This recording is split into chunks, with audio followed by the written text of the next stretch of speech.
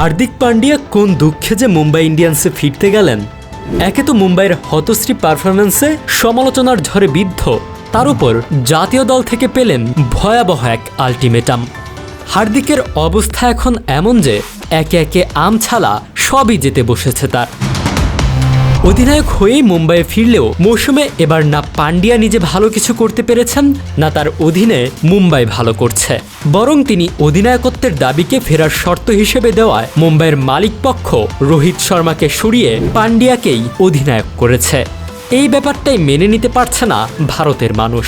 মুম্বাইয়ের প্রতি ম্যাচেই তাই দর্শক গলা ফাটায় পান্ডিয়াকে দোষ দিয়ে।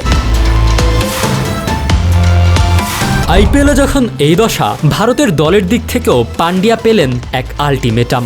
আগামী জুনে ওয়েস্ট ইন্ডিজ ও যুক্তরাষ্ট্রে হতে যাওয়া টি-20 বিশ্বকাপে পান্ডিয়াকে দলে জায়গা দেওয়া নিয়ে সংশয়ে ভারতের টিম ম্যানেজমেন্ট।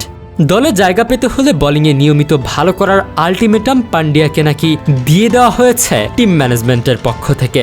এমনই জানাচ্ছে ভারতের সংবাদ মাধ্যমগুলো, যেন আম চাইতে গিয়ে ছালাও হারাচ্ছেন। এবারের আইপিএলে এখন পর্যন্ত ব্যাটিং বোলিং কোনো দিকেই ভালো কিছু করতে পারেননি পান্ডিয়া। ব্যাট হাতে 6 ম্যাচে 26.20 গড়ে করেছেন 131 রান।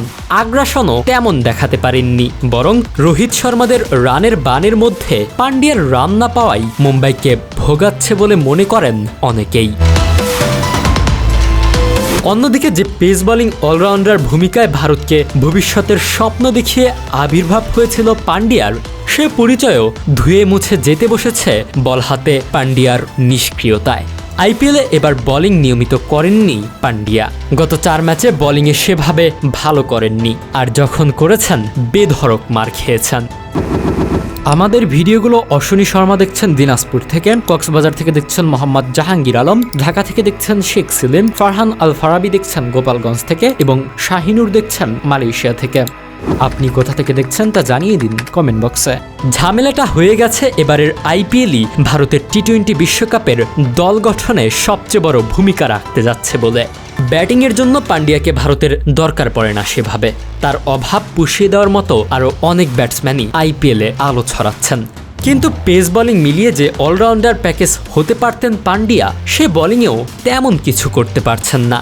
সেদিক থেকেও তাকে দলে রাখার যুক্তি এখনও খুঁজে পায়নি ভারতীয় ক্রিকেট বোর্ড। টি-20 বিশ্বকাপ সামনে রেখে তাই ভারতের টিম ম্যানেজমেন্ট পান্ডিয়াকে পরিষ্কার বার্তাই দিয়ে রেখেছে বলে জানাচ্ছে ভারতের সংবাদ মাধ্যম ইন্ডিয়ান এক্সপ্রেস।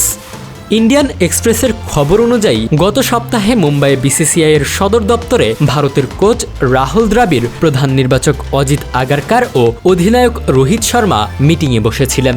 সেখানে পান্ডিয়াকে দলে নেওয়া না নেওয়া নিয়ে আলোচনা হয়েছে।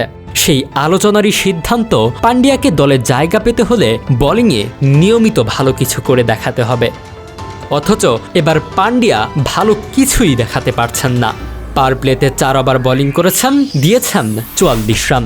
মিডল ওভারে 6 ওভারে দিয়েছেন 62 রান। আর ডেথ ওভারে বোলিং করেছেনই কেবল 1 ওভার, রান দিয়েছেন 26। পান্ডিয়া জায়গা না পেলে সেক্ষেত্রে ভারত শিবম দুবের কথা ভাবতে পারে বলে জানাচ্ছে সংবাদ মাধ্যমগুলো।